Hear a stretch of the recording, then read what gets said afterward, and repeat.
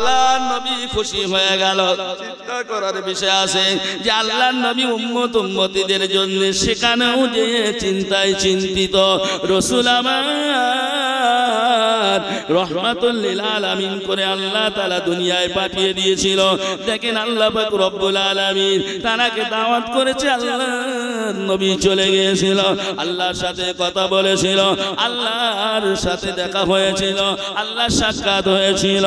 শুধু তাই নাই, চলে যখন আসবেন আল্লাহ পাক বললেন আমার হাবিব আমার নবী চলে যাচ্ছেন, আপনার উম্মতিদের উপরে 50 ওয়াক্ত নামাজ হুকুম করলাম। একটু কথা বলেন নাকি? আমি কি এখানে কি কবর খোলাই আমি বক্তৃতা দিচ্ছি না, এটা হলো জান্নাতের বাগান। একটু কথার উত্তর দেবে, বুঝতে পেরেছেন? চিন্তা করতে হবে। 3 এনেত্তর প্রত্যেক মানুষের চিন্তা করে চোখ আছে, যারা অন্তরের চোখ আছে তারা কবরের ধারে সালাম দিলে বুঝতে পারে যে ইনি কেমন হালাত আছে, বুঝতে পেরেছেন? এটা হলো রহমত, এটা হলো রহমত, এটা হলো জান্নাতের বাগান, বুঝতে পেরেছেন? সবচেয়ে উত্তম জায়গা। এখানে একটু কথা বলবেন। তাহলে আপনার আমার নবী নিয়ে আসছে 50। নবী মুসা আলাইহিস সালামের পথের মধ্যস্থলে দেখায়, ইয়া রাসূলুল্লাহ কি নিয়ে যাচ্ছেন আপনি? 50 পারবেন, চলে যান, আপনি পারবেন। ওখান থেকে আবার চলে গেল, 5 ওয়াক্ত কমিয়ে দিয়ে এই করতে করতে 9 বার 5 নং 45 ওয়াক্ত কমিয়ে গেল। লাস্টে যখন চলে আসছে, আল্লাহ আমার উম্মতিরা আপনার সাথে কেমন করে কথা বলবে, আপনাকে কেমন করে দেখবে। আল্লাহ পাক বললেন আমার হাবিব আমার নবী তারা যখন নামাজ পড়বে আমার সাথে কথা বলবে, হ্যাঁ তারা আমাকে দেখবে। তারা যদি না কথা বলতে পারে আমি বলবো, তারা যদি না দেখতে পারে আমি আল্লাহ দেখব। এই তো আল্লাহর সাথে নামাজের নিয়ত করার পরে, হ্যাঁ সানা পড়ার পরে আউযু বিল্লাহি বিসমিল্লাহ পড়ি না, আলহামদুলিল্লাহি রাব্বিল আলামিন আর রহমানির রহিম মালিক ইয়াউমিদ্দিন ইয়্যাকা না'বুদু ওয়া ইয়্যাকা নাস্তাঈন ইহদিনাস সিরাতাল মুস্তাকিম সিরাতাল লাযীনা আন'আমতা আলাইহিম গায়রিল মাগদুবি আলাইহিম ওয়ালাদ-দাল্লিন।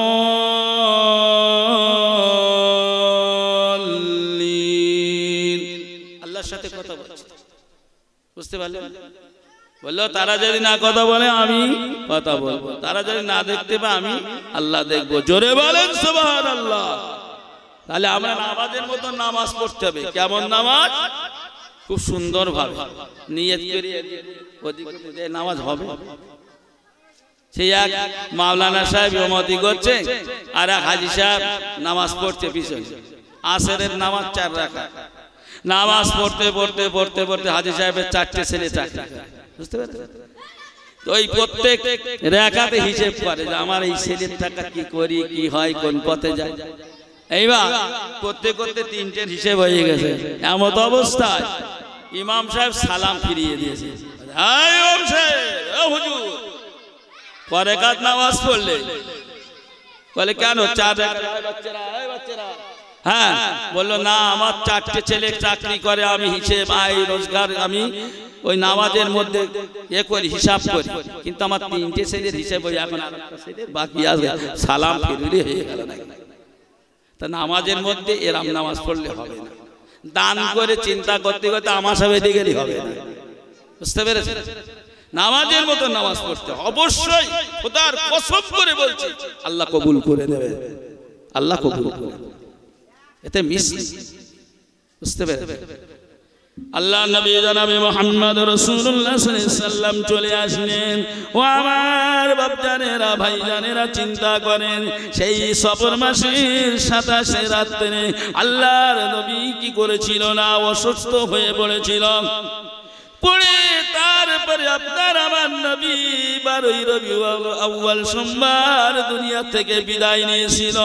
এই মাসের আগমনের মাস, এই মাসে বিদায়ের মাস। আপনার আমার নবী যখন মায়ের গর্ভে এসেছিল, ইয়া আইয়ুহাল্লাযীনা আমানু লা তাত্তাখিযুল ইয়াহুদ ওয়ান নাসারা, আল্লাহ তাআলা বললেন, এ আমার দুনিয়ার মানুষেরা খবরদার খবরদার, ইহুদি নাসারা খ্রিস্টান তাদের সঙ্গে তোমরা ওঠা বসা করো না, তাদের কর্তৃত্ব দিও না, তাদের সঙ্গে লেনদেন করো না। কেননা ওরা কিয়ামত পর্যন্ত ইসলামের শত্রুতা করবে, তারা ইসলামকে ক্ষতি করার চেষ্টা করবে। শুধু তাই নয়, আমি বলছি আমার বান্দাদের উপরে ঝাঁপিয়ে পড়বে যারা নেককার সালেহিন বান্দা বান্দি হবে। কিন্তু আল্লাহ তাআলা বললেন, এ আমার দুনিয়ার মানুষেরা শুনে রেখে দাও, জেনে রেখে দাও, তোমরা যদি আমার নেককার সালেহিন বান্দা বান্দি হতে পারো তাহলে তোমাদের কোনো ভয় থাকবে না। বুঝতে পেরেছেন? আপনার আমার নবী মা আমিনার গর্ভে এসেছিল। একটু চলে যায় ওদিকে, এই ওই নিয়ে তো জলসা। বুঝতে পেরেছেন? যাবার পরে আপনার আমার নবী যখন চলে আসে মায়ের গর্ভে, আমাদের দেশে মা বোনেদের যখন বাচ্চা হয় এবং বাচ্চা আসে খুব কষ্ট হয়, খেতে পারে না, শুইতে পারে না, বমি হয়, হ্যাঁ মাথা ঘোরে। আমাজান মা আমিনা বর্ণনা করছেন, আমার কোনো কষ্ট হয়নি, যে মাসে মাসে যে ঋতুটা হয় পদরক্তটা, আমাজান আমিনা বর্ণনা করছেন মাঠে মাঠে আমার ক্লিয়ার হয়ে গেছে। আমাদের দেশের মা বোনেদের যখন বাচ্চা আসে ওরা বন্ধ থাকে। বুঝতে পেরেছেন? তাহলে কি নবী এসেছে, কি নবী আল্লাহ পাঠিয়েছে মায়ের,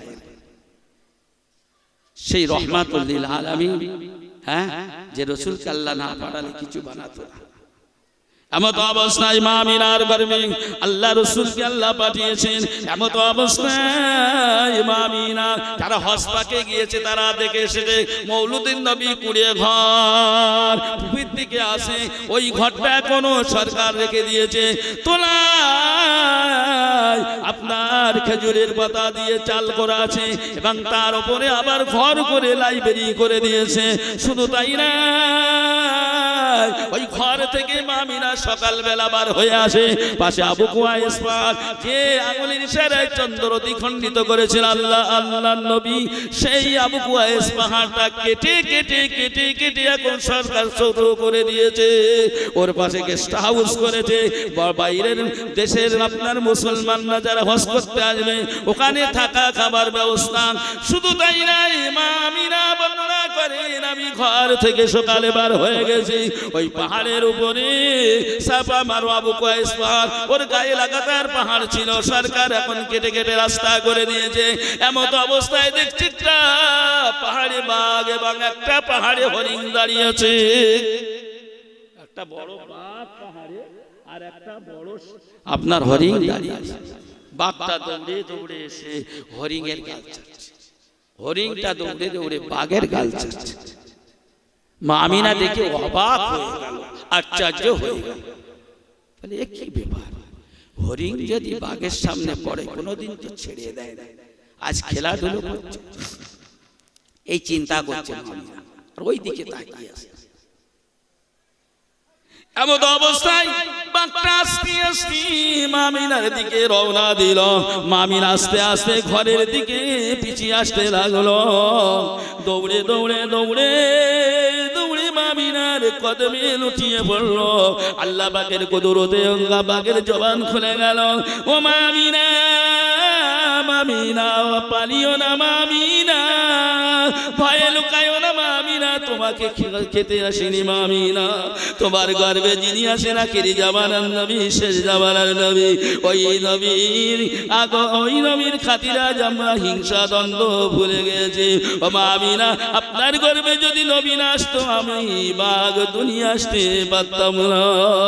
মা আমিনা বাঘের মাথা হাত দিয়ে বলে বাঘ কেমন করে তোমরা হিংসা দ্বন্দ্ব ভুলে গেলে বলো বলো বাঘ বলো বলো তোমরা খেলাধুলো করছিলে বাঘের ভাষায় বলল মা আমিনা নবী পাকের খাতির আমরা হিংসা দ্বন্দ্ব ভুলে গেছি আজ আমরা সব তোফাত করে দিয়েছি এই দেখে মা আমিনা অবাক হয়ে গেল আবার কিছুক্ষণ বাদে হরিণটা দৌড়ে দৌড়ে মা আমিনার কদমের কাছে এসে বাঘের ভাষায় হরিণের ভাষায় সালাম দিল আসসালামু আলাইকা ইয়া রাসূলুল্লাহ আসসালামু আলাইকা ইয়া হাবিবাল্লাহ মা আমিনা আর ভয় করছেন হরিণ তো মাথায় হাত দিয়ে একই কথা বলছে বলল নবীর খাতিরে আজ আমরা হিংসা দ্বন্দ্বকে ভুলে গেছি জোরে বলেন সুবহানাল্লাহ আর এক কিলো জমির জন্য ভার দেখতে পাচ্ছেন নবীর আচার ব্যবহারটা দেখেন তখন মায়ের ঘর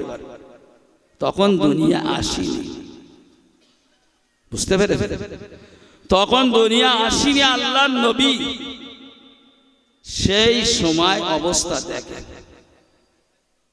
আল্লাহ নবী জনাবে মুহাম্মদুর রাসূলুল্লাহ সাল্লাল্লাহু তাআলা আলাইহি সাল্লাম মায়ের গর্ভে আসে এখানে কি শেষ হলো না না শেষ হলো না একদিন রাতের খবর দেখতে একদিন রাতের স্বপ্ন দেখছে কেননা মহামানব মায়ের গর্ভে এসেছে ওই সময় সমস্ত বৈজ্ঞানিকরা আপনার পাদ্রীরা রিসার্চ করে বলল দেখো দেখো একজন মহামানব এসেছে মায়ের গর্ভে যাদের বিবিদের গর্ভে বাচ্চা এসেছে ধনী লোক তারা ভালো ভালো খেতে দেয় পরনে দেয় এবং আপনার মাখতে দেয় কিন্তু মা আমির আব্দুল্লাহ গরিব মানুষ খেতে দিতে পারে না ভালো মাখতে দিতে পারে না পরনে দিতে পারে না মা আমিরা ঘরের ভিতরে শয়ন করে আছে এমন অবস্থায় একজন ব্যক্তি সাদা পোশাক চুপ্পা গায়ে মাথায় টুপি মুখে দাড়ি ঘরের ভিতরে এক পা দিয়ে বলে ও মা আমিনা দুঃখ নিও না মা আমিনা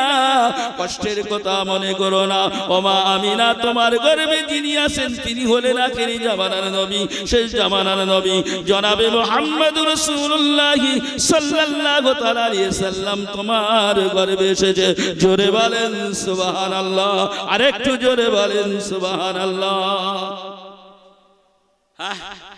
পরের দিন সকালবেলা স্বামী আব্দুল্লাহকে ডেকে বলল আজই রাত্রে এই সংবাদ আব্দুল্লাহ চলে গেল জ্ঞানী পণ্ডিতদের কাছে পাদ্রীদের কাছে বলল আজই রাত্রে আমার বিবি এই দেখেছে এই হয়েছে বলে আব্দুল্লাহ তুমি গরিব মানুষ তোমার বিবির গর্ভে মহামান এ তো বিশ্বাস করা যায় তোমার বিবি জেনে পেশ লোহার আপনার লোহা গল করে নিয়ে যাও হাতে পায়ে কোমরে পরিয়ে দাও জেনের দোষ ভালো হয়ে যায় এখনো প্রথা আছে বাচ্চা কাচ্চা হলে দেখে নাতে মাতার কাছে দেয় পাশে দেয় জাতি দেয় অন্য অন্য লোহা দেয় না এখনো প্রথা সেই যুগের প্রথা অনেকে মানে হ্যাঁ এমন অবস্থায় আব্দুল্লাহ গরিব মানুষ কি বলবে জ্ঞানী পণ্ডিতের কথা শুনে লোহা গোল করে করে পালা তৈরি করে বাড়ি নিয়ে গেল বলো আমিনা বিবি হাতটা বাড়িয়ে দাও গলাটা বাড়িয়ে দাও কোমরটা পাটা বালা পরিধান করিয়ে দিল শুতে পারে না বসতে পারে না বলে তোমার জেনে পেয়েছে জেনের দোষ ভালো হয়ে যাবে তারা রিসার্চ করে বলে দিয়ে কিন্তু গাছ জোরে ঠেলছে বুঝতে পেরেছেন এমন অবস্থায় মা আমিনা শুতে পারে না বসতে পারে না কাঁদে অজর নয়নে কাঁদে ঘুমাতে পারে না এমন অবস্থায় গভীর রাতে আবার সেই ব্যক্তি এসে বলে ও মা আমিনা তুমি কেঁদো না মা আমিনা কেঁদো না ও মা আমিনা তোমার দুঃখ আমি সহ্য করতে পারি না ও মা আমিনা তোমার গলায় হাত দিয়ে দেখো মা আমিনা তোমার হাতে হাত দিয়ে দেখো কোমরে পায়ে হাত দিয়ে দেখো মা আমিনা ওই বালাগুলো কাচের চুরির মতন গুড়িয়ে পাশে পড়ে আছে জোরে বলেন সুবহানাল্লাহ আর একটু জোরে বলেন সুবহানাল্লাহ অবাক হয়ে গেল, আশ্চর্য হয়ে গেল। মা আমিনা ওই লোহার গুঁড়োগুলো এক জায়গায় রেখে পরের দিন সকালবেলা স্বামীকে ডেকে ডেকে বলে, আমার স্বামী গো, সেই ব্যক্তি আজ আবার রাত্রে এসেছিল, এসে আমাকে বলল, মা আমিনা তুমি দুঃখ নিও না, তুমি কষ্টের কথা মনে করো না। ও মা আমিনা, তোমার গলায় ভাতে কোমরে পায়ে হাত থেকে দেখো ওই বালাগুলো কাচের চুরির মতন গুড়িয়ে পাশে পড়ে আছে। স্বামী গো দেখেন দেখেন এই সব। স্বামী বললেন, ওগুলো একটা পুটলি করে আমার কাছে দিয়ে দাও। ওইগুলো নিয়ে কোথায় চলে গেল? জ্ঞানী পণ্ডিত পাদ্রীদের কাছে চলে গেল। তারা রিসার্চ করলো, শুনলো, ও আব্দুল্লাহ, আমরা যে এতদিন মাথা দিয়ে ছেড়েছি গায়ের জোরে, আব্দুল্লাহ ভুল করেছি, অন্যায় করেছি, কত দাঁত রুটি করেছি। ও আব্দুল্লাহ, তোমার বিবি আমিনার গর্ভে মহামানব এসেছে। জোরে বলেন সুবহানাল্লাহ। নারায়ে তাকবীর, নারায়ে তাকবীর। নবী দিবস, বিশ্ব নবী দিবস, নারায়ে তাকবীর। তাহলে আমরা এতদিন যা ঠেলেছি গায়ের জোরে, হ্যাঁ সত্য, তোমার বিবি আমিনার গর্ভে মহামানব এসেছে। তার চিন্তা করে, ইয়া আইয়ুহাল্লাযীনা আমানু লা তাত্তাকিযু ইয়াহুদা ওয়ান নাসারা। হ্যাঁ, ইহুদি নাসারা কি করছে? মায়ের গর্ভে যখন এসেছে সেখান থেকে শুরু করে দিয়েছে, কিয়ামত পর্যন্ত। আপনার আমার নবী মুহাম্মদ রাসূলুল্লাহ সাল্লাল্লাহু তাআলা আলাইহি সাল্লাম মায়ের গর্ভে এসে মা আমিনা কি করবে না, ঘর থেকে বের হয়ে, ওই জামানায় কুয়া ছিল, কুয়ার থেকে বালতি কাটিয়ে কাটিয়ে পানি তুলতে হতো। মা আমিনা কুয়ার কাছে আসতে আসতে এমন অবস্থায় আল্লাহ পাক ফেরেশতাকে বলে দিল, ফেরেশতা দেরি করো না, দেরি করো না, ওই কুয়ার কানায় কানায় পানি ভরিয়ে দাও। জোরে বলেন সুবহানাল্লাহ। কেননা আমার মা আমিনার কষ্ট হবে, নিচেও হতে কষ্ট হবে, খবরদার যেন কষ্ট না হয়। মা আমিনা আবারও বর্ণনা করেন, আমার গর্ভে যখন নবী আসে আমি বুঝতে পারছি না, ওই সাফা মারওয়া পাহাড়ের উপরে একদল পাখি আছে, তার মধ্যে যে প্রধানমন্ত্রী যেমন আমাদের নরেন্দ্র মোদী শয়তান, ওই রকম ওই একটা পাখি, সে শয়তান না, কিন্তু যে লিডার পাখিদের দলের সর্দার, বলছে তোমরা শোনো শোনো শোনো শোনো, খবরদার তোমরা জানো ওই মা আমিনার মাথার উপর দিয়ে উড়ে যাবে না, যাবে না, বিয়াদবি করা হবে। খবরদার তোমরা যেন মা আমিনার মাথার উপর দিয়ে উড়ে যাবে না। মা আমিনা বর্ণনা করেন, আমি এটা পাখিদের মুখে শুনেছি। জোরে বলেন সুবহানাল্লাহ। আল্লাহ পাক সব আস্তে আস্তে জানিয়ে দিচ্ছে যে মা আমিনার গর্ভে শিশু নবী এসে মহামানব এসেছে। বুঝতে পেরেছেন? শুধু তাই কে কানে শেষ হলো না, এখানে শেষ হলো না। আল্লাহর নবী জনাবে মুহাম্মদ রাসূলুল্লাহ সাল্লাল্লাহু আলাইহি সাল্লাম মায়ের গর্ভে আসে। এমত অবস্থায় অন্য অন্য আল্লাহ নবীর আব্বা জানেরা 10 ভাই, এমত অবস্থায় অন্য অন্য ভাইরা ব্যবসায় চলে যায়, সিরিয়ায় ব্যবসা করতে যায়। আব্দুল্লাহকে কিন্তু আল্লাহ নবীর দাদু জান আব্দুল মুতালিব খুব ভালোবাসে। একদিন বাইনা ধরল, আব্বাজান আব্বাজান আমাকে ভাইদের সাথে একটু ব্যবসা করতে যেতে দিতে হবে। বলে না না, তোমাকে যেতে দিব না, তুমি আমার সামনে না থাকলে আমার মন ভালো লাগে না, আমি থাকতে পারি না। এমত অবস্থায় একদিন দুদিন বলতে বলতে বলতে বলতে কি করলো না, বললো যাও যাও চলে যাও। আর ছেলেদের ডাকলো, ডেকে বললো খবরদার খবরদার, তোমরা আমার আব্দুল্লাহর দিকে লক্ষ্য রাখবে, আব্দুল্লাহর দিকে খেয়াল রাখবে, খবরদার যেন একে ছেড়ে অন্যদিকে চলে যাবে। এইবার বললো যাও তোমার বিবির কাছ থেকে বিদায় নাও। বিবির কাছে চলে গেল, বললো বিবি আমাকে বিদায় দাও, আমাকে বিদায় দাও। দরুদ শরীফ আল্লাহ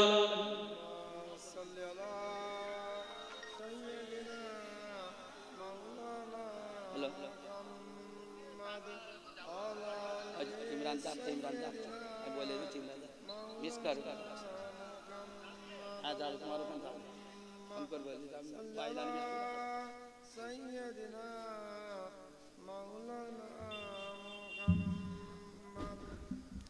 শিশু নবী ভূমিষ্ঠ হবার পরে কিসের নামাজ পড়িলেন? নামাজের শেষে কোন কারণে নবী উম্মত বলে কান্দিলেন? আল্লাহুম্মা সাল্লি আলা সাইয়্যিদিনা মাওলানা মুহাম্মদ ওয়া আলা আলিহি।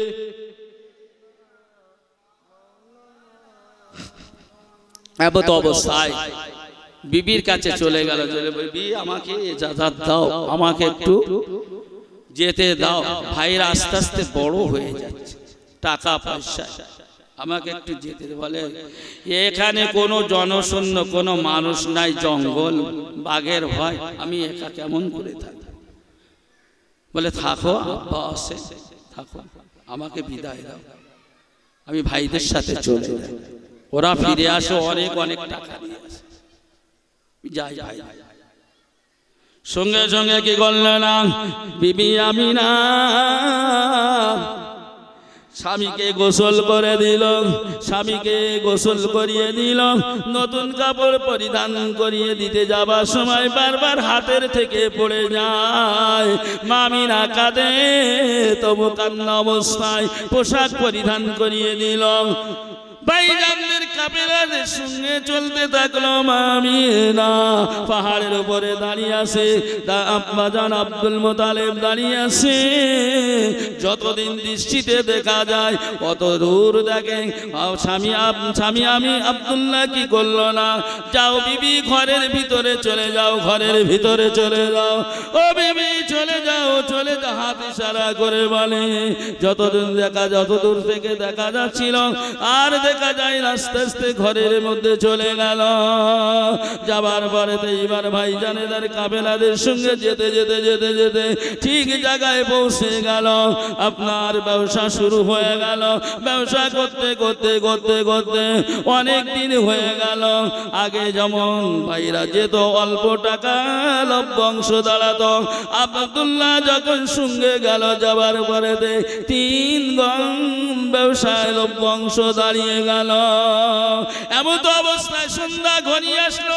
ও ভাইজানেরা চলো চলো আমরা চলে যাই, চলে যাই, আর থাকা যাবে না, আব্বা আসি, আমার বিবি আমিনা আসে, চলো চলো চলে যাই, আর দেরি করা যাবে না। আসবাবপত্র গুলো উটের পিঠে চাপিয়ে দিলে হাঁটতে শুরু করলো। হাঁটতে হাঁটতে আবহাওয়া নামক জায়গায় মদিনার মাসমাতে, এবং মদিনার থেকে আপনার কাবার দিকে ফেরার পথে, মক্কায় ফেরার পথে আবহাওয়া নামক জায়গায় এসে বললো, ভাইজান উটগুলো বেঁধে মালগুলো নামিয়ে নাও, আমার শরীরের অবস্থা খুবই খারাপ, আমার শরীরের অবস্থা খুবই খারাপ। সঙ্গে সঙ্গে উটের পিঠ থেকে নেমে মাটিতে লুটিয়ে পড়ল। তখন আপনার আমার নবী মায়ের গর্ভে আছে, বুঝতে পেরেছে? তখন কত 6 মাস। যন্ত্রণা শুরু হয়ে গেল। ছটফট করে ভাইজানেরা বলে, আমার ভাইজান ডাক্তার ডেকে নিয়ে আসবো, কবিরাজ ডেকে নিয়ে আসবো। বলে না না, কিছুই লাগবে না, আমার কিছুই লাগবে না। আস্তে আস্তে নিস্তেজ হয়ে যাচ্ছে। ওই সময়তে ভাইয়েরা হাত ধরে ধরে দেখে নারী আস্তে আস্তে বলছে। ওই সময়তে বললো, ভাইজান ডাক্তার কি নিয়ে আসবো? বলে না না, নিয়ে আসতে হবে না। ও ভাইজান আমি বোধহয় আর দুনিয়ায় বাঁচবো না, আর বোধহয় দেশে ফিরবো না। ও আমার ভাইজানেরা আমার আব্বা জানের দিকে লক্ষ্য করবে, আমার বিবির দিকে লক্ষ্য করবে। আমার এতিম নবী যখন দুনিয়া আসবে তার দিকে লক্ষ্য রাখবে, কেননা এসে আমার মুখ দেখবে না, সে তো কাঁদাকাটি করবে। ও ভাইজানেরা খবরদার খবরদার, যখন আমার আব্বা জানের সামনেই কথা যেয়ে বলবে, আমার আব্বা জানকে দেখে যারে যার হয়ে যাবে, সান্ত্বনা দিবে, আমার বিবিকেও সান্ত্বনা দিবে। বুঝতে বুঝতে পেরেছেন? যে আমার বিবিকেও সান্ত্বনা দিবে, আমার আব্বাজানকে বলে দিবে, তাদেরকে দেখার, তাদেরকে লক্ষ্য করতে বলবে। এই কথা বলার সাথে সাথে দুনিয়ার বুক থেকে বিদায় নিলেন, শেষ বিদায়। তখন নবী পাকের বয়স হলো মায়ের গর্ভে 6 মাস। আর নয় ভাই কাঁদতে কাঁদতে কাঁদতে কাঁদতে চোখে আর পানি নাই, কি করলাম, কি হলো, আব্বাজানকে কি বুঝবার করব, আব্বাজানকে কেমন করে সান্ত্বনা দিব, খুব কাঁদাকাটি করছি। সকলে মিলে কি করলো না ভাই জানেরা, কি করতে হবে, কি করতে হবে, তাড়াতাড়ি করতে হবে। ওই ছোট ভাই আব্দুল্লাহকে কি করলো না, ওইখানে কবরস্থ করলো। কবরস্থ করার পরে এইবার উটের পিঠে সমস্ত আসবাবপত্র চাপিয়ে দিল। মুখ গুণমলিন হয়ে আছে, চোখ দিয়ে সলসল করে পানি বার হয়। আয় আয় আব্বাজানকে কি কৈফিয়ত দিব। কাঁদতে কাঁদতে মক্কার দিকে রওনা দিল। বুঝতে পেরেছেন? মা আমিনা বুঝতে পারে, অন্তরে বুঝতে পারে। সকাল থেকে দাঁড়িয়ে আছে পাহাড়ের উপরে, অনেকক্ষণ থেকে লক্ষ্য করছে যে কাফেলা আসছে, ওই একটা কাফেলা আসছে। ঠিক নিকটবর্তী হয়ে গেল, দেখলো ওর মধ্যে আমার স্বামীকে আমি পাচ্ছি, কাঁদছে, মুখগুলো মলিন হয়ে, চোখ দিয়ে টপিয়ে টপিয়ে পানি। যখন আপনার ব্যবসা থেকে বাড়ি আসে, আব্দুল মোতালেব আব্বার বারান্দায় যেয়ে বসে, মুখটা হাসি থাকে। কত কি হয়েছে জিজ্ঞাসা করলে বলে। মা আমিনা দেখে কাঁদতে শুরু করলো যে আমার স্বামী তো নাই, আমার স্বামী তো কানে ওই দলে নাই।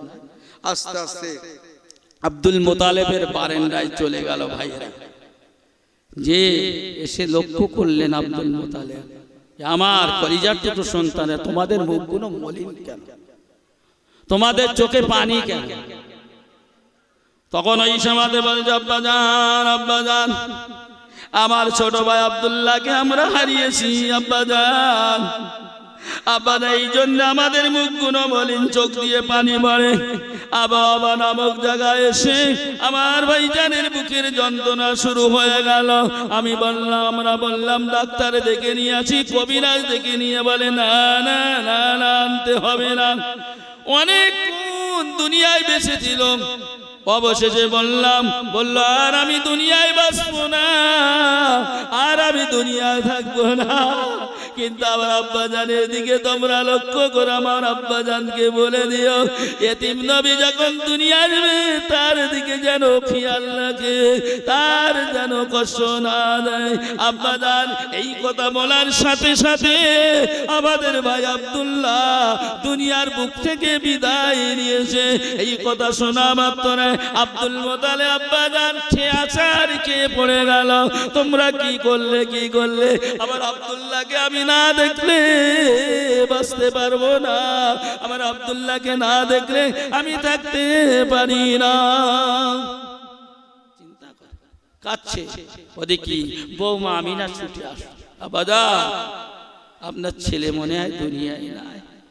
বলছে সব শুনেছি বৌমা, সবর করো, কেঁদো না।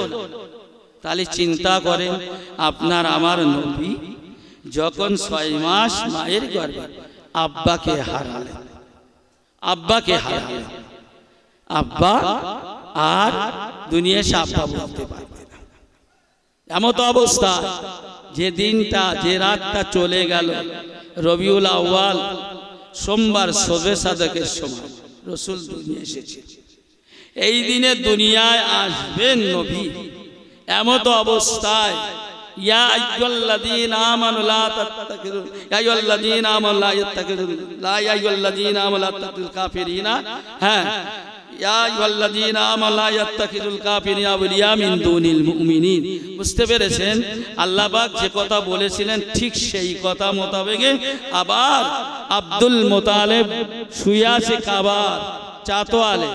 রাত্রে এক দল ইহুদি নাসরা তারা এসেছে, তাদের হাতে কারুর হাতে ছুরি, কারুর হাতে বল্লভ, কারুর হাতে এমন এমন যন্ত্র আছে, তারা খুসকাস খুসকাস করে কথা বলে।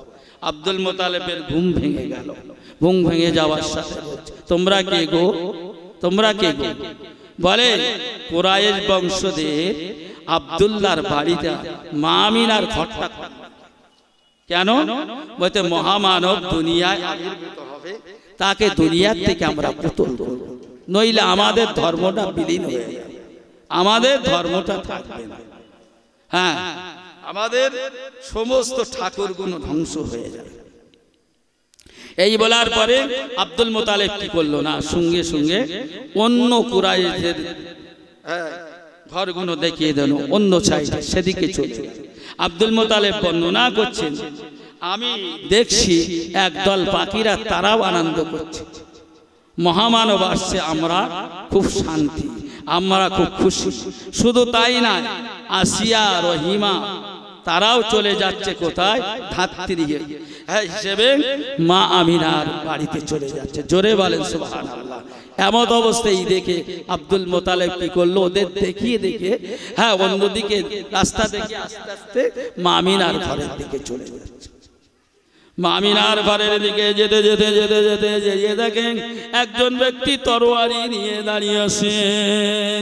ওই সময়তে বলছে, এ আব্দুল মুতালিব তোমাকে দেখতে দেব না, তোমাকে দেখাবো না, আব্দুল্লাহ তোমাকে দেখতে দেব না, আমরা হলাম আল্লাহর ফেরেশতা, আল্লাহর ফেরেশতারা তারা সাকাওতম দিচ্ছে, আমি তরোয়ারি নিয়ে গেটে দাঁড়িয়েছি, আমাদের যতক্ষণ না দেখা হবে ততক্ষণ পর্যন্ত তোমাদেরকে দেখতে দেব না। জোরে বলেন সুবহানাল্লাহ। খালি ফেরেশতারা কি বলছে? আমাদের যতক্ষণ না দেখা শেষ হবে তোমাদেরকে দেখতে দেব না। তাহলে চিন্তা করতে হবে। এমন অবস্থায় মা আমিনা এইবার বর্ণনা করবে, মা আমিনা এইবার বর্ণনা করছে, বলছে আল্লাহ নবী, শিশু নবী যখন দুনিয়ায় আসছে কিন্তু আমার কোনো কষ্ট হয়নি, আমার ঘরটা আলোয় আলোকিত, আমি ঘর থেকে শ্যাম দেশের অট্টালিকাগুলো দেখতে পেয়েছিলাম। বলেন সুবহানাল্লাহ। বলছে আমার ঘরের ভিতরে যদি সুস পড়ে গেলে দুনিয়ার কোনো আলো লাগতো না, হ্যাঁ আলোয় আলোকিত হয়ে আছে। বুঝতে পেরেছেন? মা আমিনা বর্ণনা করেন যে রাসূল এতিম নবী যখন বাড়ি দুনিয়া আসলো তখন কয়েকজন লোক যেন তাকে সুন্দর পোশাক পরিধান করিয়ে দিতে লাগলো। মা আমিনা বর্ণনা করেন নারী কাটা অবস্থায় আল্লাহর নবী এসেছে। মা আমিনা বর্ণনা করেন খতনা দেওয়া অবস্থায় এসেছেন। জোরে বলেন সুবহানাল্লাহ। নারায়ে তাকবীর, নারায়ে তাকবীর। বিশ্ব নবী দিবস, বিশ্ব নবী দিবস, নারায়ে তাকবীর। তাই চিন্তা করে মা আমিনা বর্ণনা করছে। তাই কবির ভাষায় কবি বলছে, শিশু নবী ভূমিষ্ঠ হবার পরে কিসের নামাজ পড়িলেন, নামাজের শেষে কোন কারণে নবী উম্মত বলে কান্দিলেন। আল্লাহুম্মা মাওলানা মুহাম্মদ ওয়া আলা আলিহি।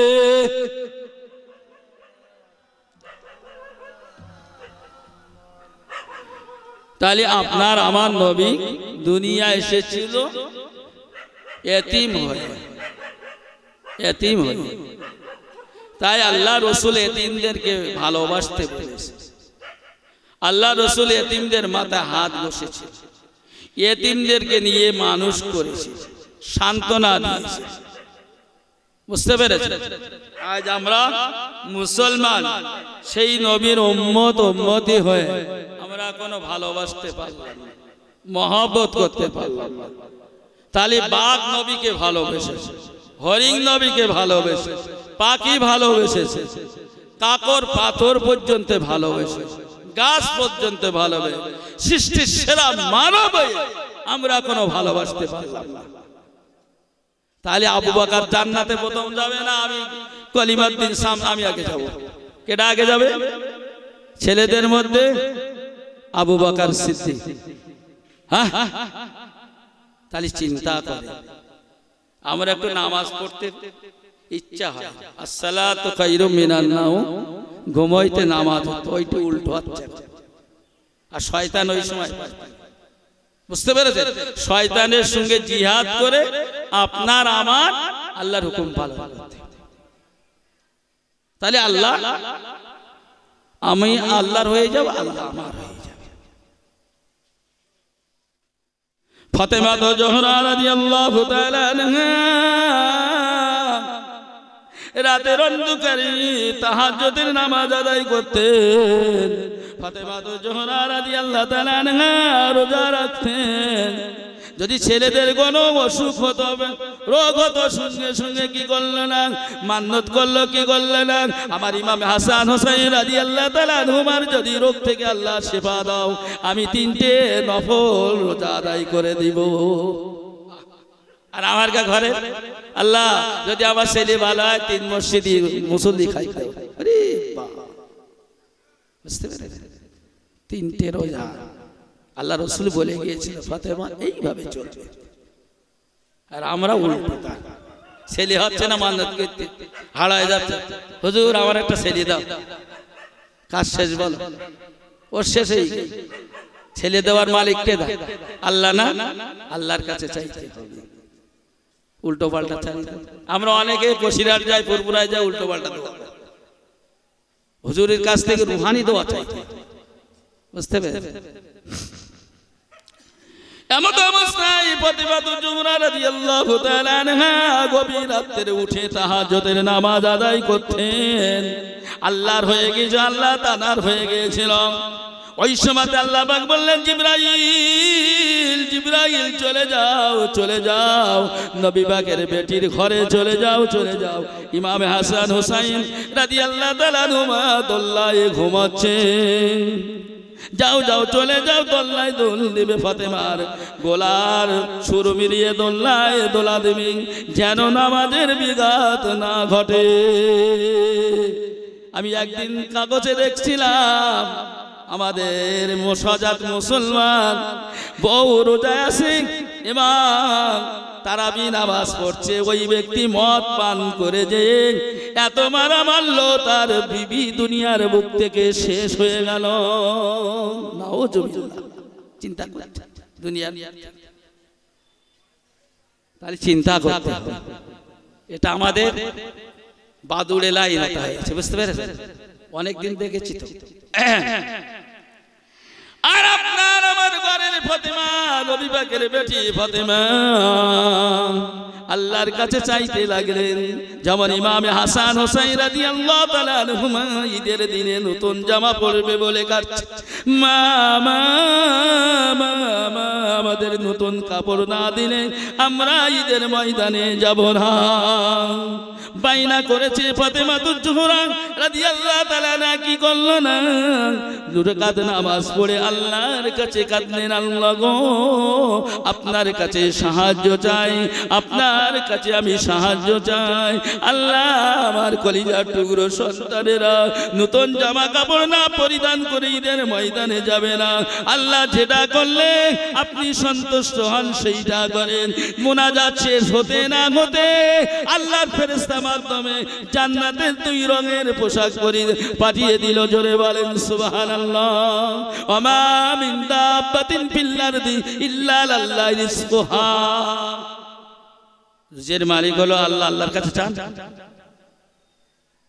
পেশক আল্লাহ দেবে। আমাদের তো সে মুখ নেই, সে মুখ নেই যে চাবো আল্লাহর কাছে, বললে শুনবে না। বোনের হক পাকে দিয়েছি, ভাইয়ের হক পাকে দিয়েছি, মার মেরেছি, বাপের মেরেছি, হ্যাঁ সুদ খাচ্ছি, তা আল্লাহ শুনবে? এলেম বক্স হুজুরির মতো আল্লাহ তাআলা জান্নাত না, ওই তা আয়াত জুতিয়ে খাল খাল। বুঝতে পেরেছেন?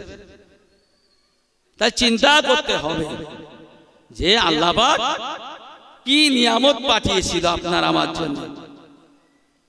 অন্যান্য নবীরা চলে গেছে, তাদের মুজিজা চলে গেছে, আপনার আমার নবীর মুজিজা সেটা হলো পবিত্র কালামুল্লাহ শরীফ। বুঝতে পেরেছেন? তাহলে আপনার আমার নবী দুনিয়ায় আসছে, দুনিয়ায় আসছে, দুনিয়ায় 12ই রবিউল আউয়াল সোমবার সবে সাজে গেছে।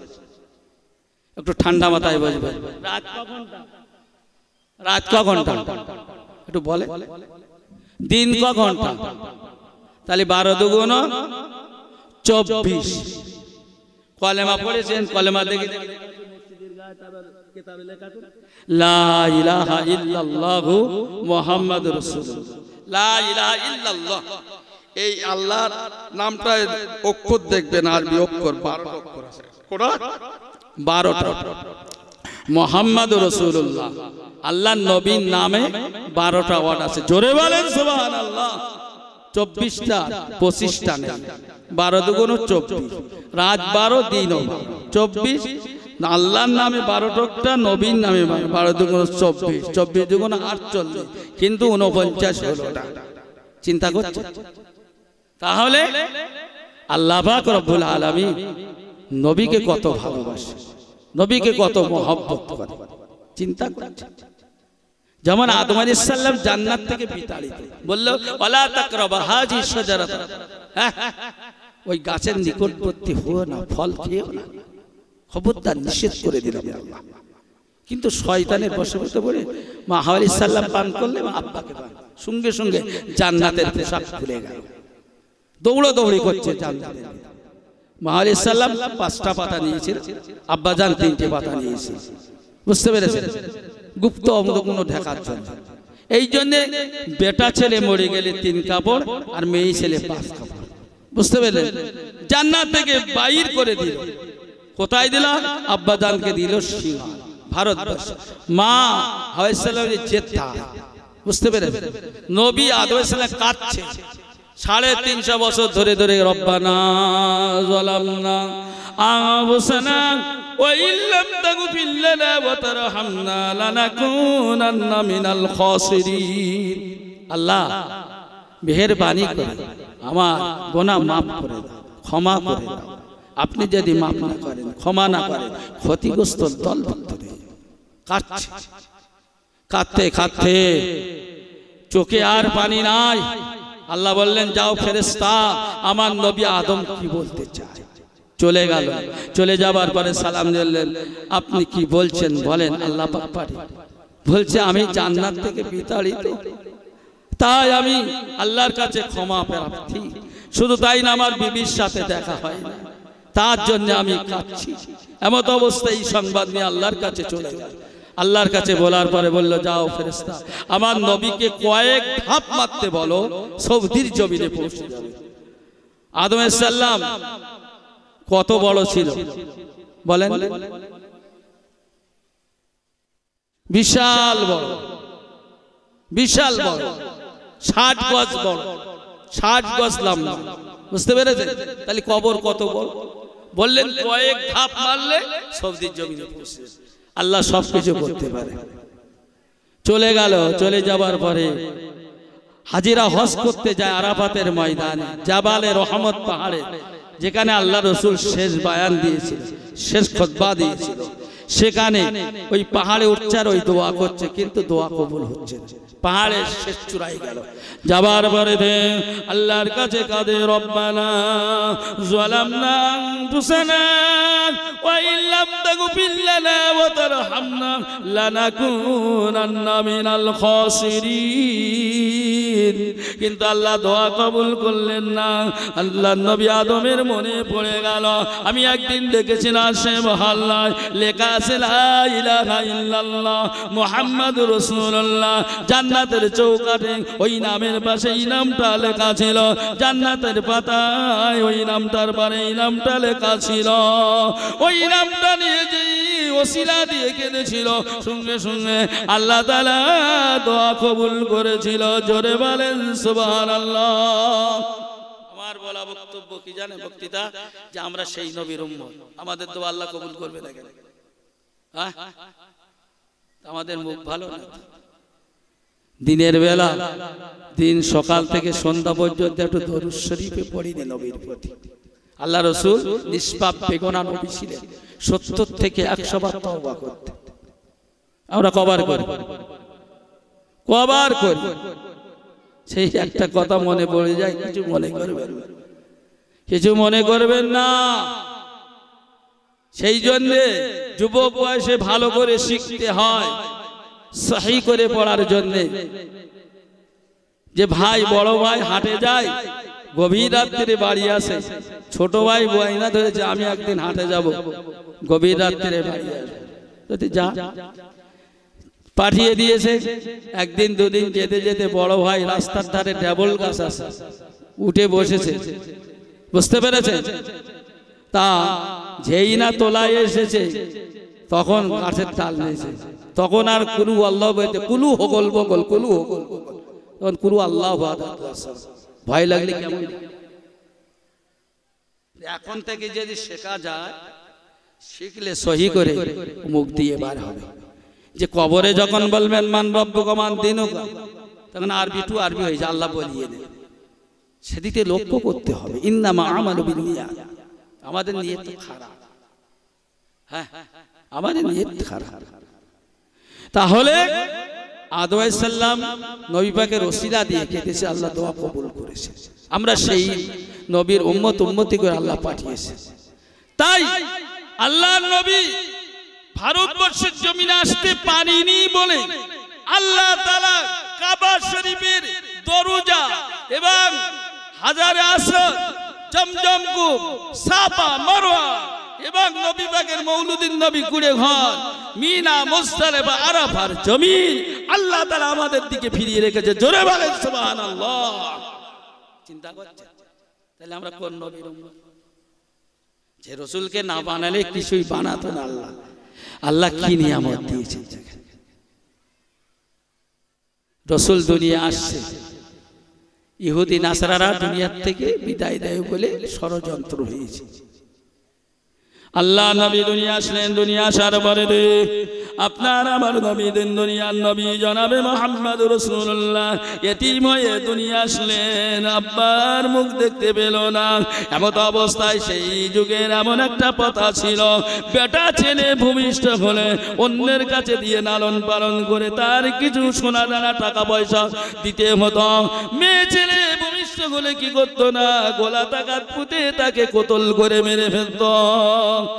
এখন মক্কার জমিনে আওলা সাউলাতিয়া মাদ্রাসার পাশে একটা টিন দিয়ে ঘেরা আছে বড় জায়গা, ওইখানে সেই জাহিলির যুগে মেয়েদের পুঁতে পুঁতে কোতল করত। বুঝতে পেরেছেন? যে হুজুর বলছিল কলবির কথা, কলবির 69 এবং 70টার মাথা ওনার মেয়েকে কোতল করতে যেয়ে মনের মধ্যে একটা রেখা দাগ এসেছে। বুঝতে পেরেছেন? নিজের মেয়েকে যখন গর্ত খুঁড়ে ফেলে দিল, বলল আব্বা আমাকে মেরো না, আমাকে মেরো না, আমাকে তাড়িয়ে যাও, আমি অন্য দেশে চলে যাব। বলল না। যখন ফেলে দিল তখন কাঁদছে, আব্বা আব্বা বলে, আব্বা আব্বা বলে কাঁদছে, তবু কান্না কানে আসছে, কিন্তু সে কথা রাখছে। তাই ওই যে জ্বলন শুরু হয়ে গেল, আল্লাহ রসুলের দরবারে যে হাজির, যে সঙ্গে সঙ্গে রসুলের হাতে হাত দিয়ে মানে নিষ্পাপ বেগুনা মাসুম বেনে গেল। তমু কাঁদছে, তমু কাঁদছে। বললো এ কলবি তুমি কাঁদো কেন? বলে আমার এই এই ব্যাপার, তার জন্য আমার সামনে টিভির সামনে যেমন পর্দা দিয়ে ছবি আছে তদ্রূপ আমার মনে পড়ছে, আসছে। তাই তুমি তো নিষ্পাপ বেগুনা মাসুম বান্দা হয়ে গেছে। চিন্তা করছে কি করেছে তারা? আল্লাহ তারা সাহাবা বেনে গেল, তারা আল্লাহ রসুলের সাহাবা বেনে গেল। চিন্তা করছে আল্লাহ নবী ওই সময়তে দুনিয়া আসার পরে একদিন দুদিন তিন দিনের মাথায় কি করলো না, ওই সময়তে ওই অন্য অন্য লোকেরা এসে নিয়ে যেয়ে লালন পালন করত। এমত অবস্থায় ওই আপনার তাইবের জমিন থেকে মা হালিমা হাজেজ আসছে, তার আজকে অনেক দল এসে গিয়েছে। ওই পথে আবার ইহুদি নাসারারা তারা থাকবে, আপনার অস্ত্র শস্ত্র নিয়ে তারা দাঁড়িয়ে থাকবে। তারা রিসার্চ করেছে এই পথে মা হালিমা নিয়ে আসবে ওই নবীকে, শিশু নবীকে, ওই উটের পিঠের থেকে নবী আমরা কতল করব। ওরাও তৈরি হয়ে আছে, দেখতে পাচ্ছেন। কিন্তু আপনার আমার নবী, আপনার আমার নবীকে এইবার সমস্ত বালকগুলো নিয়ে গেল মা হালিম এবং হারাজেরটা নিয়ে তার উপরে সহারিয়ে চলে আসে। আস্তে আস্তে পথের মধ্যস্থলে তাদের সঙ্গে দেখা হয়ে গেল। এরা চলে আসছে, ওনারা চলে যাচ্ছে। যে দেখে খুঁজে খুঁজে দেখে একটাই বালক, একটাই বালক। যেই মা হালিমা গিয়েছে, মা হালিমার দিকে মিসকে হাসছে। মা আমিনা বলছে, বোন হালিমা, আমার এতিম নবীকে তুমি নিয়ে যাও, তোমার দিকে ফিরে মিসকে যত্ন করবে, মুখ কালো করবে, আমার এতিম নবীকে মুখ কালো করবে না। স্বামীকে বলল, তাহলে এই বালকটা নিয়ে চলা আত্ম নেই। সঙ্গে সঙ্গে কি করলো না, তারপরে এতিম নবীকে বসালো। তারপর মা হালিমা উটনি মুখ তোলে না। মনিব যত মারে মুখ তোলে, চাবুক দিয়ে মাছের গা দিয়ে রক্ত ঝরছে। আল্লাহ পাকের কুদরতে উটনির জবান খুলে গেল। উটনি বললে, আমার মনিব, আমার মালিক যতই মারো না কেন, আমি উটনি আমি খাড়া হব না। আবার আমি উটনি, ও মালিক আমি খাড়া হব না, আমি দাঁড়াবো না। আমার মারতে মারতে যদি মেরে ফেলো আমি মরে যাব, কিন্তু শিশু নবী এতিম নবীকে আমি অপমান করতে দেব না। জোরে বলেন সুবহানাল্লাহ। উটনি অসম্মান করা হচ্ছে, আগে হারে, তারপর নবী, তারপর হালিমা। হারেস বুঝতে পারলো, সঙ্গে সঙ্গে নেবে কি করলো না, আগে ইয়াতিম নবীকে বসালেন, তারপরে আপনার হারেস বসলেন, তারপর মা হালিমা বসলেন। এই বসার সাথে সাথে উটনি খোড়া উটনি ভালো হয়ে গেল, সবল হয়ে গেল, শক্তি বেড়ে গেল। জোরে বলেন সুবহানাল্লাহ। হাঁটতে হাঁটতে দৌড়ে দৌড়ে যেতে যেতে যাদের মধ্যস্থলে দেখা হয়েছিল পথের মধ্যস্থলে, তাদেরকে টপকে আগে হাঁটতে শুরু করলো। কিছু দূর যাওয়ার পরে বনু সাদ গোত্রের দলেরা নবীকে দুনিয়া থেকে বিদায় দেবে বলে মা হালিমা দেখতে পেল বিপদের সঙ্গে মনে হয় আমাদের উপর ঝাঁপিয়ে পড়বে। এই কথা শিশু নবীর কানে পৌঁছে গেল। যাবার সাথে সাথে আপনার আমার নবী এতিম নবী শিশু নবী কি করলো না, আসমানের দিকে তাকিয়ে মিসকে হাসলো। আসার সাথে সাথে আসমান থেকে গোলা বারুদের মতন আগুন পড়ে পড়ে তাদের উপরে পড়লো, নিক্ষেপ করলো। দুনিয়ার বুক থেকে তারা শেষ হয়ে গেল। জোরে বলেন সুবহানাল্লাহ। ওরা ওখানে দাঁড়িয়ে আছে, চিন্তা করছে, ওরা ওখানে দাঁড়িয়ে আছে। এই একটা সুযোগ ওরা রিসার্চ করেছে, করে তারা ওই ওখানে দাঁড়িয়ে আছে। তারা শেষ হয়ে গেল। মা হালিম এবং হারেস দ্রুত বেগে চলে গেল ঘরে। মা হালিমার উটনি, বকরি, দুম্বা তাদের পালনে দুধ ছিল না। যেই নবী বাড়িতে চলে গেল না, রহমত বর্ষিত হলো। সঙ্গে সঙ্গে উটনির, বকরির, দুম্বায় হ্যাঁ দুধ ভরে গেল। জোরে বলেন সুবহানাল্লাহ। আর অন্যান্য মনিবেরা রাখালদের জিজ্ঞেস করে, মা হালিমার এত দুধ হচ্ছে আর আমাদের বকরি দুম্বার দুধ হচ্ছে না, ভালো ভালো খেতে দেয় নাকি? বলে না, একটা ছোট্ট বাচ্চা এসেছে, যেদিন থেকে এসেছে মা হালিমার দুম্বা, উটনি, বকরির দুধ বেড়ে গেছে। জোরে বলেন সুবহানাল্লাহ।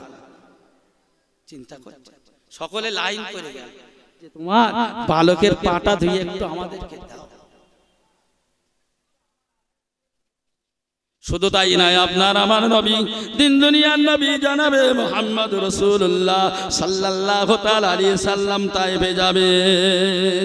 এমত অবস্থায় আল্লাহ পাক রব্বুল আলামিন কি করলো না, তায়েফের জমিনে এত আপনার খরা দেখা গিয়েছিল, কিন্তু কোনো কিছুই ছিল না।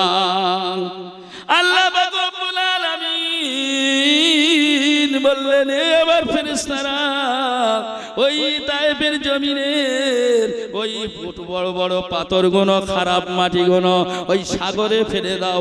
সাগর থেকে উর্বরা শক্তি মাটি দিয়ে ভরাট করে দাও। কেননা আমার নবী আসছে, আমার নবী আসছে। অতএব এখানে অবস্থা খুবই খারাপ। আমার রহমাতুল লিল আলামিন নবী আসছে, অতএব এইগুলো সুন্দর করে বানিয়ে দাও। তায়েফের জমিনে এখনো পর্যন্ত কত সুন্দর সুন্দর ফসল হচ্ছে। আপনার পাট হয়, ধান হয়, গম হয়, আলু হয়, বেগুন হয়, লেবু হয়, আপেল হয়, নাশপাতি হয়। শুধু তাই নয়, দেখলে গাছগুলো আপনার মন জুড়িয়ে যাবে, মনে হচ্ছে যেন এক্ষুনি গাছে স্প্রে করেছে। না না না, কিয়ামত পর্যন্ত এই গাছের পাতাগুলো ওইভাবে থাকবে। জোরে বলেন সুবহানাল্লাহ। আপনার আমার নবী যাচ্ছে না, আপনার আমার নবী যাচ্ছে, সেই জন্য আল্লাহ কি সুন্দর বানিয়ে দিলেন। আমরা সেই নবীর উম্মত তো। আল্লাহ আল্লাহ রসুলের সুন্নতকে যদি আঁকড়ে ধরে, আল্লাহ আমাদের এমন ব্যবস্থা করবেন, খারাপ জায়গা ভালো করে দেবেন। সেই জন্য আল্লাহ বলেন, ওয়ালা তাহিনু ওয়ালা তাহজানু ওয়া আনতুমুল আলাউনা ইন কুনতুম মুমিনিন। মুমিনেরা তোমরা ভয় করো না, তোমরা ডরবে না। দুনিয়ার মানুষ যদি সাহায্য কেউ না করে থাকে, আমি আল্লাহ সাহায্য করে থাকি। আল্লাহ রসুলকে আল্লাহ নবী বলেছিল, কেমন বলেছিল? আল্লাহ রসুল যখন তায়েফের জমিনে চলে যাচ্ছে ইসলাম প্রচার করতে, ওই সময় তায়েফের জমিনে নামলেন। নামার সাথে সাথে ওই তায়েফের কাকর পাথর গুলো সালাম দিলেন, আসসালামু আলাইকা রাসূলুল্লাহ, আসসালামু আলাইকা ইয়া হাবিবাল্লাহ। আল্লাহ রুস্তমকে দাঁড়ালেন। আল্লাহ পাক বলেন, ইয়া আইয়ুহান নবী হাসবুকাল্লাহ, ভয় করো না, ভয়ের কোনো কারণ, আগে চলো, আগে চলো, আমি সঙ্গে আছি। চিন্তা করছি আপনার আমার নবী সাহাবাগণেরা জিজ্ঞাসা করছে মসজিদে নববীতে, ইয়া রাসূলুল্লাহ, ইয়া হাবিবাল্লাহ, আপনি একটু বর্ণনা করেন আপনার কোন সময়তে এত কষ্ট হয়েছিল। ইয়া রাসূলুল্লাহ, কোন জায়গাতে? ইয়া রাসূলুল্লাহ, একটু বলেন। আল্লাহ রাসূল কেঁদে কেঁদে বলেছিল, আমার সাহাবাগণেরা শুনে রেখে দাও, জেনে রেখে দাও, উহুদের প্রান্ত আমার দন্দন মোবারক শহীদ করেছিল, আমি খাদে পড়েছিলাম, আমার হেলমেটটা মাথার ভিতরে প্রবেশ করেছিল, আমার এত কষ্ট হয়নি। আমার সাহাবাগণেরা তায়েফের জমিনে সব থেকে আমার বড় কষ্ট হয়েছিল, কত তারা লাঞ্ছিত দিয়েছিল, আমার খুবই কষ্ট হয়েছিল। সাহাবারা কেঁদে যাবে, বিশাল কষ্ট দিয়েছে। আল্লাহ রাসূল যখন তায়েফের জমিনে যেয়ে বললেন, তায়েফবাসীরা, জওয়ানেরা, যুবকেরা, শোনো শোনো, ওই যে পাহাড় দেখা যায়, পাহাড়ের ওই দেশে ওই পাশে বিশাল ভয়ঙ্কর জিনিস আছে, তোমরা কি বিশ্বাস করে? হ্যাঁ হ্যাঁ, আপনি তো মুহাম্মদ সাল্লাল্লাহু আলাইহি ওয়াসাল্লাম কোনদিন মিথ্যা কথা বলেন না। প্রথমে 3 দিন খাওয়া হয় না, আল্লাহ রাসূল ওই অবস্থায় তায়েফে গিয়েছে। যেতে যে এই কথা বলার পরে তারা বলল, হ্যাঁ, বলে তোমরা কি ভয়ের থেকে বাঁচতে চাও? বলে হ্যাঁ হ্যাঁ ইয়া রাসূলুল্লাহ, ইয়া হাবিবাল্লাহ। আল্লাহ রাসূল সঙ্গে সঙ্গে বলল, তোমরা যদি ভয়ের থেকে বাঁচতে চাও, জাহান্নামের হাত থেকে বাঁচতে চাও, তাহলে তোমরা ঈমানের কলেমা পড়ে নাও, লা ইলাহা ইল্লাল্লাহু মুহাম্মাদুর রাসূলুল্লাহ। যেই বলা শেষ হয়ে গেল, যেমন আসমান থেকে পানি পড়ে, তদ্র বড় বড় লিডার গুলো লিলিয়ে দিল, পাথর মারতে শুরু করলো। মারতে মারতে আপনার নবী, আমার নবী বর্ণনা করেন, আমাকে এত মার দিয়েছিল, আমি বেহুশ হয়ে গিয়েছিলাম। যাবার পরে তো আমার সাহাবাগণেরা আবার হুঁশ ফিরেছিল, আবার তারা এমন করে বাঁধতে শুরু করল, বাঁধতে বাঁধতে আবার বেহুশ হয়ে পড়ে গেলাম। আবার হুঁশ ফেরার পরে 3 বারের মাথায় আমাকে এত কষ্ট দিয়েছিল, এত লাঞ্ছিত দিয়ে দিও, মারতে মারতে আমার গা দিয়ে রক্ত ঝরতে ঝরতে, গা দিয়ে গোড়াতে গোড়াতে জুতো ভিজে আটকে গিয়েছিল পাগুলো। শুধু তাই না, আমি ওকে বেহুশ করে তারা চলে গিয়েছিল, আর বলতেছিল যে রাসূলকে দুনিয়ার বুক থেকে বিদায় দিয়েছে, আর মোহাম্মদ চিরতরের বোতল বিদায় দিয়েছে, আর দুনিয়ায় আসবে না। এমন অবস্থায় তারা চলে গেল। আমার সাহাবাগণেরা এত কষ্ট দিয়েছিল, এত লাঞ্ছিত দিয়েছিল। আল্লাহ নবী বেহুশ হয়ে পড়ে আছে। আল্লাহর ফেরেশতারা এসে সালাম দিলেন, আসসালামু আলাইকা রাসূলুল্লাহ, আসসালামু আলাইকা হাবিবাল্লাহ। হুজুর আপনি একটিবারের মতন হুকুম দেন। আমরা লক্ষ লক্ষ ফেরেশতা এসে তায়েফের পাহাড়টা মাথায় করে নিয়ে ওদেরকে উপরে আমরা নিক্ষেপ করে দিয়ে ধূলিসাৎ করে দেই। আল্লাহ রাসূল আস্তে আস্তে বলেছিলেন, আল্লাহর ফেরেশতা, এ আল্লাহর ফেরেশতাগণেরা যদি আমার সাহায্য দরকার হয় তাহলে আমি আল্লাহর কাছে সাহায্য চাবো, তোমাদের সাহায্যর দরকার নয়। জোরে বলেন সুবহানাল্লাহ। বুঝতে পেরেছেন?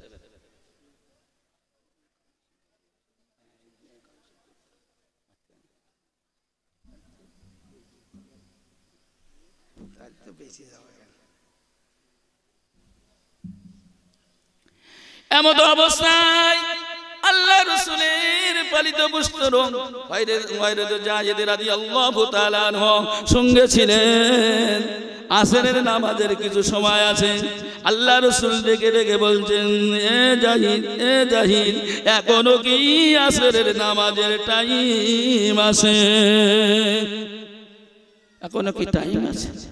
বললেন আল্লাহ রাসূল জিজ্ঞাসা, জাহিদ বলতে, ইয়া রাসূলুল্লাহ আপনার গায়ে কত কত দাগ হয়েছে, আপনার গায়ে কত কত দাগ, জ্বালা যন্ত্রণা। বলতে, জাহিদ এর থেকে জ্বালা যন্ত্রণা নামাজের জন্য, হ্যাঁ আমার মন কাঁদছে। জোরে বলেন সুবহানাল্লাহ। আর আপনার আমার যদি সামান্য রোগগ্রস্ত হয়, আরে নামাজ চলে যায়। আর আল্লাহ রাসূল কি বলেন? এমন অবস্থায় একজন ব্যক্তি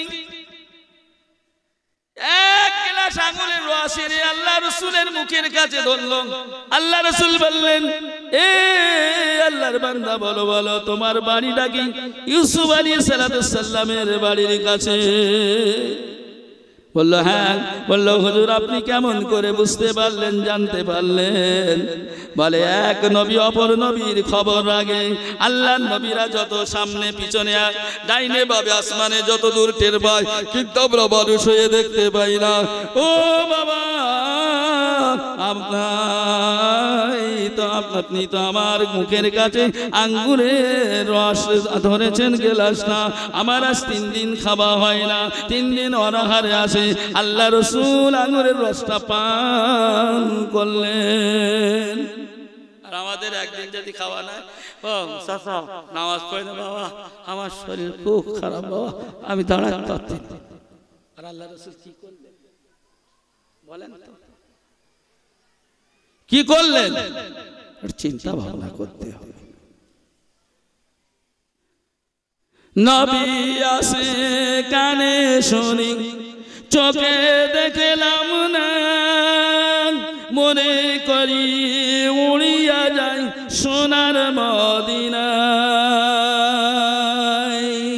মদিনাতে যে আমি নবীর রওজা পাকের ধারে কেঁদে কেঁদে বলতাম আমি যত দুঃখ আছে, আল্লাহুম্মা সাল্লি আলা সাইয়্যিদিনা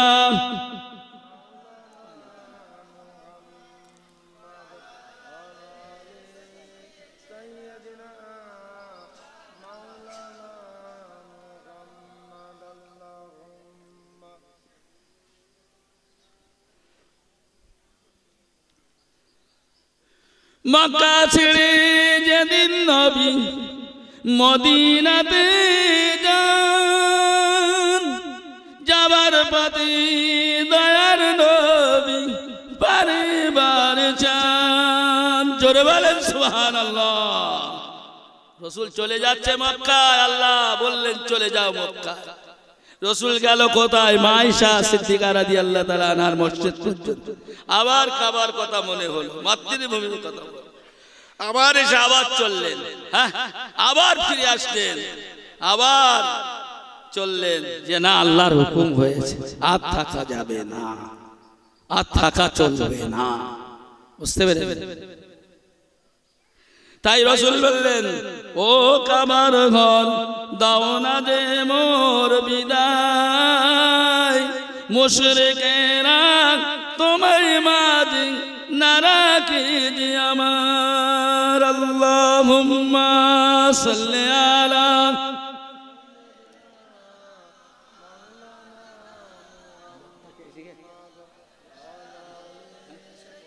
সে বলছে শিখিস না জানো আমার যেভাবে বলে সেইভাবে লেগেছে। তাহলে আপনার আমার নবী দুনিয়ার নবী বলেছিল যে আমার সবচেয়ে তায়েবেরা আমার কষ্ট হয়েছিল, তারা কষ্ট দিয়েছে। আমরা কেমন মহব্বত করি নবী পাকের উম্মত, আখেরি জামানা নবীর উম্মত, আর রাসূলের দন্দান মোবারক শহীদ হয়েছে, আওয়াজ হয়েছে মদিনার অলিতে গলিতে যে রাসূল দুনিয়ায় জীবিত নয়। রাসূলের সঙ্গে উহুদের ময়দানে মুনাফিক মুসলমান গিয়েছিল। আমরা যারা মুনাফিক আছি না, এরা বলে মুনাফিক, ইন্নাল মুনাফিকিনা ফিদ দারকিল আসফালি মিনান নার ওয়া লান তাজিদা লাহুম নাসীরা, তাদের স্থান জাহান্নাম। আল্লাহ রাসূলের দলও মুনাফিক ছিল, বলল যাও ওই সুড়ঙ্গ ওই রাস্তায় যাও, তুমিও কাঁদবে কিন্তু ওরা তোমাদের দেখে পলন বলে মাল মাত্রা ফেলে চলে যাবে, তোমরা মালের আত্মসাতের জন্য ঝাঁপিয়ে পড়বে। আল্লাহ রাসূল বলে দিয়েছে। এইবার ঠিক ওরা পালাচ্ছে, ওরা সেই মালের আত্মসাৎ করার জন্য সঙ্গে সঙ্গে ঘুরে রাসূলের উপরে এবং অন্যতম সাহাবাদের উপরে ঝাঁপিয়ে পড়ল। ওর মধ্যে ছিল হযরতে হামজা বীরে হামজা রাদিয়াল্লাহু তাআলা আনহু, রাসূলের চাচা, খুব শক্তিমান। বুঝলেন, এমত অবস্থায় ঘুরে যখন যুদ্ধ শুরু হয়ে গেল, করতে করতে যুদ্ধ চলছে, এমত অবস্থা আওয়াজ হচ্ছে, হানজালা রাদিয়াল্লাহু তাআলা আনহু তানার গোসল ফরজ হয়ে গেছে, গোসল করতে গিয়েছে চাচা, গায়েবী আওয়াজ হচ্ছে রাসূল মনে হয় শহীদ হয়ে গেছে, আর গোসল সঙ্গে সঙ্গে বিবিকে বলল তরবারি দাও। আমি গায়েবী আওয়াজে শুনেছি রাসূল মনে হয় শহীদ হয়েছে উহুদের ময়দানে। সঙ্গে সঙ্গে বলল তুমি সবর করো, সবর যদি করো কাল হাসরের ময়দানে আল্লাহ তাআলা স্বামী স্ত্রী হিসেবে পরিচয় করিয়ে দেবে। জোরে বলেন সুবহানাল্লাহ। চললো তরবারি নিয়ে, যে উহুদের ময়দানে চলে গেল, উহুদের ময়দানে চলে গেল, যুদ্ধ করতে করতে শহীদ হয়ে গেল। আল্লাহ রাসূলের দন্দন মোবারক শহীদ হয়ে গেল। এমন অবস্থায় আল্লাহ রাসূলকে আর খুঁজে পাওয়া যায় না, সমস্ত লাশগুলো এক জায়গায় করা হয়ে গেল, কিন্তু রাসূলের লাশ পাওয়া যায় না। এমন অবস্থায় হযরত আলী রাদিয়াল্লাহু তাআলা আনহু কাঁদছে বলছে, ইয়া রাসূলুল্লাহ, ইয়া হাবিবাল্লাহ, ইয়া রাসূলুল্লাহ, ইয়া হাবিবাল্লাহ, কোনো আওয়াজ পাই না, কোনো খোঁজ খবর পাই না, সমস্ত লাশগুলো খুঁজে খুঁজে কিন্তু রাসূলকে পাওয়া গেল না। হযরত আলী রাদিয়াল্লাহু তাআলা আনহু কি করল না, সঙ্গে সঙ্গে দূরে কাত নফল নামাজ আদায় করে, দূরে কাত শুকরানা নামাজ আদায় করে আল্লাহর কাছে কাছে, আল্লাহ গো আমার নবীকে না তুলে নিয়ে আমাকে যদি তুলে নিতে কতই না ভালো হতো। এই দোয়া করতে করতে আরেকজন সাহাবা এসে বলছেন, ভাই আলী রাদিয়াল্লাহু তাআলা আনহু বলো রাসূল কোথায় আছে, বলো বলে রাসূলকে খোঁজ পাওয়া যায় না। এমন অবস্থায় মুনাজাত শেষ করে কি করলেন না রাসূল আলী আস্তে আস্তে আস্তে আস্তে আগের দিকে হাঁটতে শুরু করলো। কিছু দূর যাওয়ার পরে বলছে আলী আলী আলী, রাসূল জোরে আর কথা বলতে পারে না, ওই অবস্থা আলীর কান্না কুয়ারে পৌঁছে গেল। আলী সঙ্গে সঙ্গে লক্ষ্য করলো উপরে, আপনার পাহাড়ের উপরে দেখলো এক খাদের মধ্যে আপনার আমার নবী পড়ে আছে। সঙ্গে সঙ্গে বাধা করে তুললো, বলল আলী আবার অবস্থা ক্ষীণ অবস্থা, আবার অবস্থা খুবই খারাপ। আলী হেলমেট মাথার মধ্যে প্রবেশ করেছে, ও আলী আমার শরীরের অবস্থা খুবই খারাপ। ধরাধরি করে আপনার উহুদ মেদান থেকে উহুদের ময়দানে আনলেন। আনার পরেতে আল্লাহ রাসূল রাসূলের হেলমেটটা ভিতরে প্রবেশ করে আছে।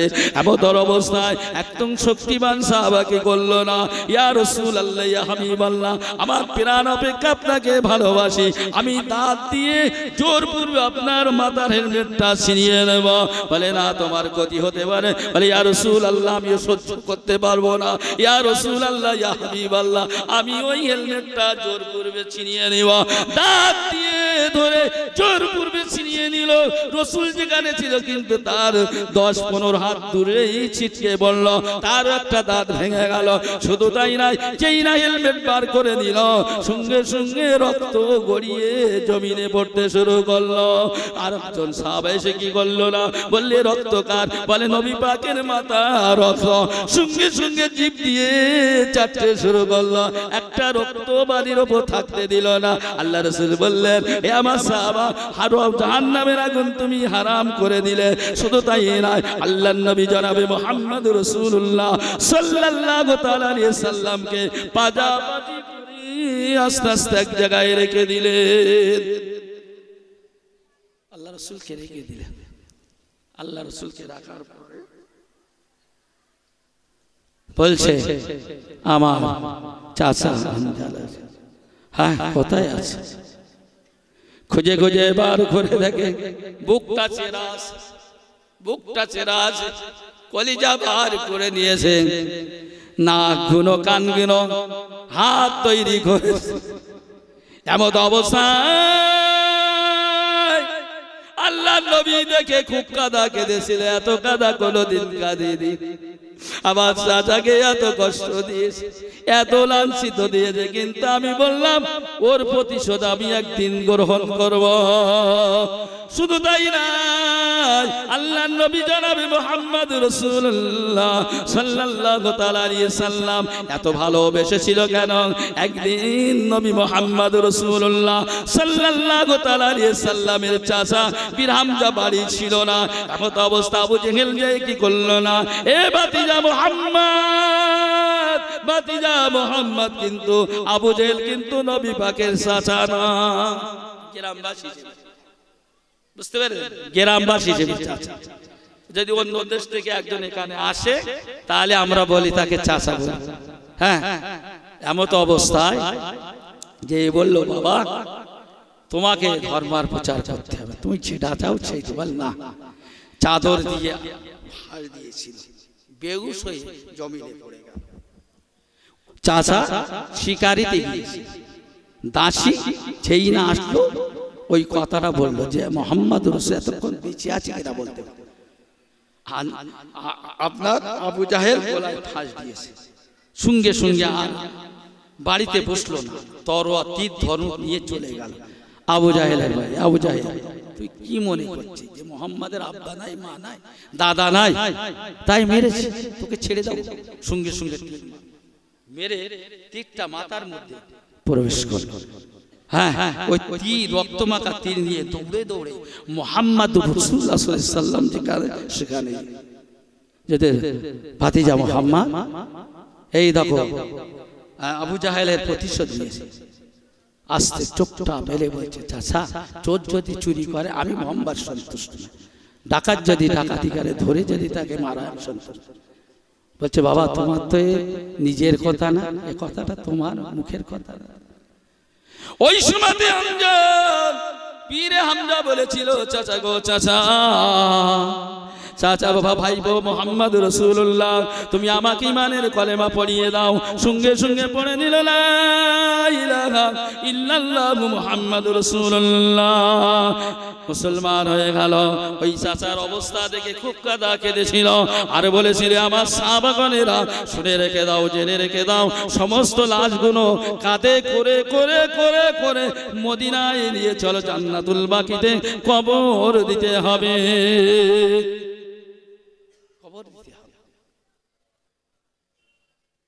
এদিকে আপনার হানজালা রাদিয়াল্লাহু তাআলা আনহুর স্ত্রী দৌড়ে দৌড়ে চলে গেল, যে বলছেন দাঁড়িয়ে যান, দাঁড়িয়ে যান, দাঁড়িয়ে যান, দাঁড়িয়ে যান। দাঁড়িয়ে গেল, আল্লাহ রাসূলের কাছে সালাম দিল, আসসালামু আলাইকা রাসূলুল্লাহ, আসসালামু আলাইকা হাবিবাল্লাহ। ইয়া রাসূলুল্লাহ, ইয়া হাবিবাল্লাহ, আপনি বেঁচে আছেন আলহামদুলিল্লাহ, আমি খুশি, আলহামদুলিল্লাহ, আমি আনন্দ। ইয়া রাসূলুল্লাহ, ইয়া হাবিবাল্লাহ, আমার স্বামী শহীদ হয়ে গেছে। ইয়া রাসূলুল্লাহ, ইয়া হাবিবাল্লাহ, আমি এসেছি, আমার স্বামীর ফরজ গোসল অসেফ হয়ে গিয়েছিল, তার জন্য আমি বলতে এসেছি। কেননা শহীদ ব্যক্তিকে গোসল দেওয়া লাগে না, ওই অবস্থাতে কবর দেওয়া হয়। এমন অবস্থা আল্লাহর নবী আসমানের দিকে মিসকে মিসকে হাসলেন, কেননা উহুদ পাহাড়ের অপোজিট সাইডে আল্লাহ রাসূলের সাহাবা জান্নাতের পানি দিয়ে গোসল দিচ্ছে। শুধু তাই নয়, কিছুক্ষণ বাদে পাহাড়ের অপোজিট সাইডে তাকে রেখে গেল। এমন অবস্থা আলী রাদিয়াল্লাহু তাআলা আনহু যে দেখলেন যে গা দিয়ে টপিয়ে টপিয়ে পানি পড়ছে। আল্লাহ রাসূল বললেন, আবার সাহাবাগণ আল্লাহর ফেরেশতারা তাকে জান্নাতের পানি দিয়ে গোসল নিয়েছে। জোরে বলেন সুবহানাল্লাহ। চিন্তা করেন আল্লাহ নবী বললেন, চলো নিয়ে চলো জান্নাতুল বাকিতে কবর দিতে হবে। সব ঘাড়ে করলেন, এই আস্তে আস্তে হাঁটতে শুরু করলো, উহুদ পাহাড় কাটতে শুরু করলো বাচ্চাদের মতো। যেই এক কদম দু কদম হাঁটলো, পাহাড়ও হাঁটতে শুরু করলো পিছনে পিছনে।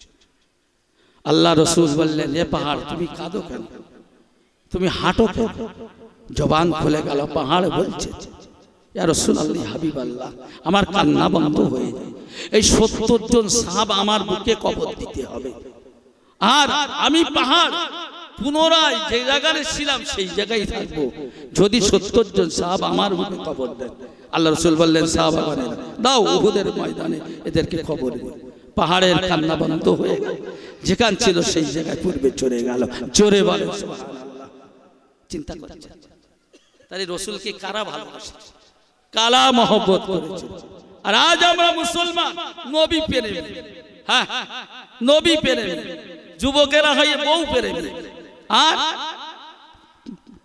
আপনার আছে মোবাইল, দেখো মার মার মার মার করতে রাস্তায়, না ভুল বলতে আমি?